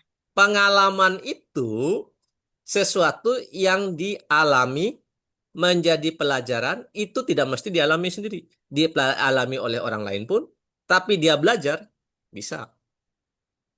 Oh, jadi tidak harus dia mengerjakan sendiri. Ya, nah disitulah situ kolaborasi dengan antar siswanya itu. Oke, siap. Paham. Baik, satu lagi dari Bunda Sahida. Apakah penggunaan aplikasi GeoGebra dalam bentuk menggambarkan grafik, apakah termasuk ke pemanfaatan digital? Kalau yang gunakan guru belum, tapi kalau yang gunakan siswa, ya. Oh, jadi pokoknya semuanya harus ke murid. Kan tadi salah satu ciri dari pembelajaran mendalam apa? Bersentra pada murid. Berfokus pada murid. Siswa. Oke, baik. Udah ya, pertanyaan di chat habis. Sekarang ke Pak Cucu. Silakan Pak Cucu. Mudah-mudahan belum pegel. Baik, Ibu Umi, terima kasih. Ini ada beberapa hal yang ingin disampaikan dan ditanyakan Bapak. Yang pertama terkait tadi bahwa ketika kita dihadapkan untuk membuat perencanaan pembelajaran mendalam, itu kan tidak berdasarkan hanya pada satu pertemuan saja, tetapi didasarkan pada capaian pembelajaran ya Pak ya, seperti itu. Dan ini yang saya yakini bahwa betul sekali seperti itu. Kenapa? Karena bisa jadi untuk tahap mengaplikasi dan merefleksi itu ada di putus-putus bagian pertemuan akhir. Ya, betul. Seperti itu. Sehingga di pertemuan awal itu baru mengaplikasikan itu. Mungkin itu yang terbungkus dalam pembuatan PPM capaian pembelajaran. Seperti itu ya Pak ya. Satu itu. Yang kedua, mohon maaf, tadi ada tiga nih Pak. Yang kedua, pertanyaan dari Ibu Siti Anissa Nur Limawati itu terkait dengan tadi saya meminta kakak kelas tinggi untuk menjelaskan tentang aturan. Ini adalah aturan yang berlaku di rumah dan kelasnya. Apakah ini termasuk kemitraan kelas yang diampu kelas 2 SD? Nah, mohon maaf Bapak, tadi mungkin ini kerangkanya adalah mohon maaf, pertanyaannya masuk ke dalam kerangka pembelajaran ya Pak ya, seperti itu, di mana di situ ada praktik pedagogi, lingkungan belajar, kemitraan belajar, pemanfaatan digital. Baik, silakan Pak Guru. Ini kalau dari saya, benarkah Bapak bahwa itu adalah belajar. Karena guru tersebut untuk mengkondisikan lingkungan kami oleh rekannya. Seperti itu. Bumi ketangkap? Yang kedua saya Halo. kurang jelas tadi terakhir. Yang Oh, terakhirnya. putus-putus. Saya dari tadi dengarnya Pak Cucu. Yang kedua. Pak Cucu. Baik, yang kedua, terdengarkah Bu? Terdengarkah? Udah. Ya. Udah. Ya, baik. Maksudnya yang kedua ini, pertanyaan dari Ibu Siti Anissa itu terkait dengan aturan yang bahwa kelas tinggi itu menjelaskan tentang aturan yang berlaku di rumah dan kelasnya. Ya. Tapi ini dijelaskan kepada kelas yang rendah mungkin ya seperti itu Ya. yang saya tangkap. Nah, mungkin ini ketika dikaitkan dengan kerangka pembelajaran, yang saya yakini adalah itu masuk ke dalam lingkungan belajar karena guru tersebut mencoba untuk melakukan pengkondisian dengan aturan-aturan tertentu yang disampaikan oleh kakak kelasnya. Jadi bukan kemitraan. Betulkah seperti itu, Bapak? Oke. Nah, baik. Untuk yang kedua ini kita melihatnya kembali pada materi yang diberikan oleh guru. Kalau materi itu dalam kapasitas untuk hadirnya orang lain itu dalam kapasitas untuk menyempurnakan, menguatkan atau memberi pemahaman terkait dengan sebagian dari materi, maka itu termasuk pada kemitraan. Tapi kalau hadirnya itu tidak dalam kapasitas tersebut, maka itu boleh jadi bisa ada di praktek pedagogis, bisa berada di ruang di lingkungan belajar. Tergantung mana yang lebih. Tapi masih pada kerangka pembelajaran. Nah, terkait dengan mitra ini ada satu yang paling penting juga. Apa itu? Mitra itu hadir saat kapan? Di saat guru tidak mempunyai kapasitas yang optimal untuk menjelaskan apa yang mau disampaikan. Maka perlu hadirnya Mitra. Kalau guru itu berkompeten untuk memberikan pemahaman pada siswa terhadap yang konsep itu secara utuh dan sempurna, kan nggak perlu kita munculkan mitra. Betul. Tidak bikin ribet-ribet kan? Betul. Konsepnya sederhana, selagi bisa mudah, kenapa harus dipersulit? Betul, Pak. Oke, sip. Oke. Karena kan di konsep orang itu ketika ada 4 tadi itu kan 4 yang harus dimunculkan itu ada mitra. Orang kan selama ini berpikiran harus menghadirkan mitra di dalam pembelajarannya. Ternyata kan sekarang konsepnya baru tahu bahwa mitra itu dihadirkan ketika guru tersebut maksudnya kurang memahami materi yang akan diajarkan, begitu ya? Betul. Iya, di luar jangkauan. Di luar jangkauannya. Iya. Bapak, yang ketiga, Pak, mohon maaf, bolehkah? Boleh, ayo. Boleh. Resen. Kalau yang pertama besok, Pak ya. Kalau yang pertama besok. Sabar, Pak Cucu, sabar. Yang pertama besok. Besok kita coba meramu langsung bagaimana mendesain perencanaan pembelajarannya. Siap. Bapak, ini tadi terkait dengan pertanyaannya Ibu Maria Galugu. Jika dalam proses pembelajaran guru memutarkan video tutorial memainkan, bukan yang itu, mohon maaf. Yang terakhir, Bu Eis, mohon pencerahannya Pak Guru, perbedaan utama antara pembelajaran mendalam deep learning dan pembelajaran metode ceramah teacher. Bukannya itu tadi saya salah. Gini aja Pak, mohon maaf, pengalaman saya Pak, itu kan saya guru akuntansi. Nah, tadi kalau tidak salah, kalau misalkan aplikasi itu hanya digunakan oleh guru, itu berarti belum masuk ke dalam pembelajaran digital ya Pak ya? Pemanfaatan digital. Betul. Nah, bagaimana kalau ini ternyata aplikasinya sudah diinstal di masing-masing PC, tapi tidak online, offline, seperti itu. Apakah itu sudah termasuk pemanfaatan digital atau belum? Oke, sekarang saya balik nanya. Kalau itu tidak harus dituliskan sebagai pemanfaatan digital, tapi justru itu menjadi lingkungan belajar, boleh nggak? Boleh ya, Pak? Boleh, jadi lingkungan belajar kan? Betul. Nah, itu kan kalau semua PC itu sudah didesain, sudah ada aplikasinya, yang terbayang di saya, maka ini ada di ruang praktek siswa. Betul. Nah, berarti lingkungan belajarnya adalah RPS-nya. Betul. Nah, Berarti RPS itu pemanfaatan tidak hanya digitalnya belum ruangannya, tersentuh ya, Pak? termasuk segala fasilitas yang ada di dalamnya. Betul. Nah, sekarang balik lagi. Kalau itu saya masukkan di ruang lingkungan belajar, kira-kira mengubah esensi pembelajaran kita nggak? Kan kerangkanya masih ada sama-sama di kerangka pembelajaran. Hanya bergeser Betul. bergeser biliknya saja. Tidak merubah esensi. Nggak mengubah kan? Berarti mau di mana aja sah-sah saja, Pak. Nah, gitu ya, Pak ya. Iya. Oke. Toh juga di pemanfaatan digital bukan sesuatu yang wajib ada. Iya.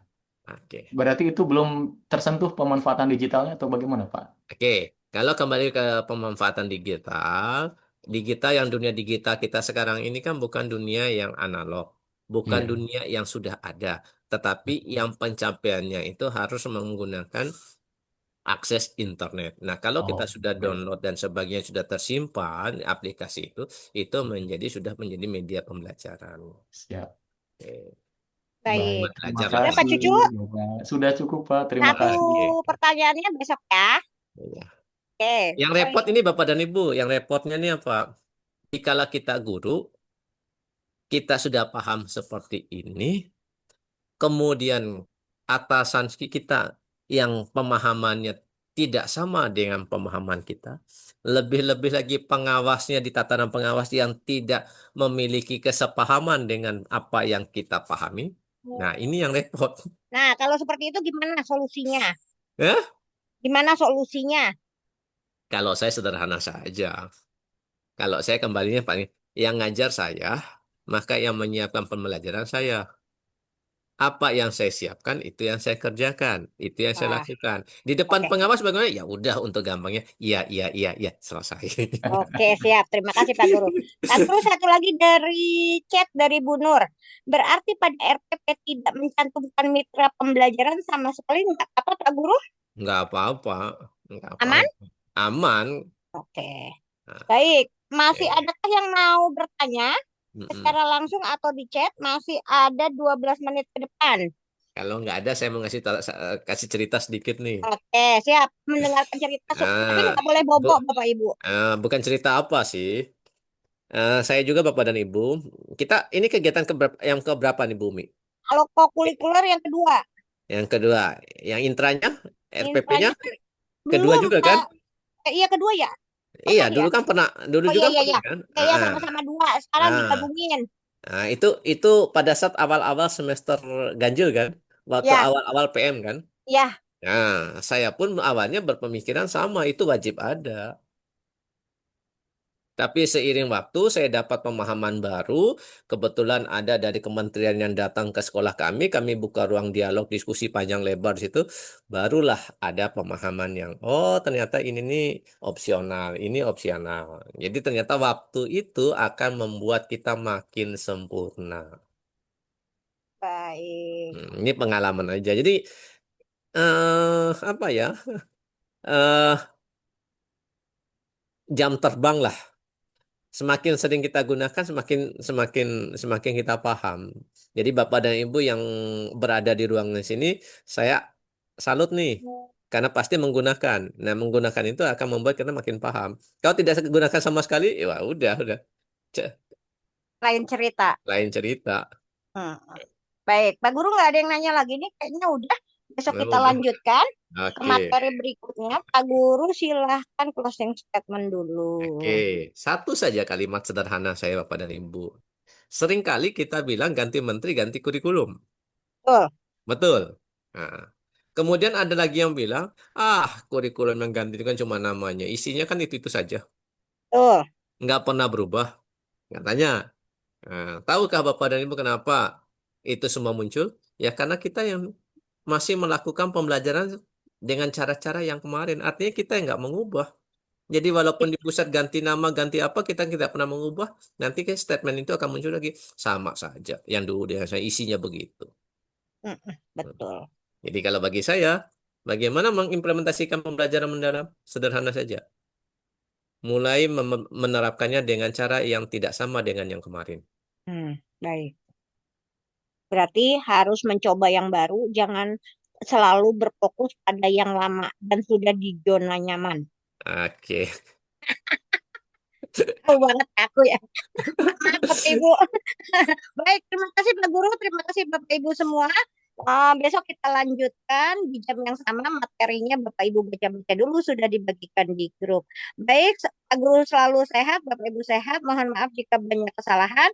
Kita tutup. Assalamualaikum Terima warahmatullahi kasih. wabarakatuh. Waalaikumsalam Pak Bambang.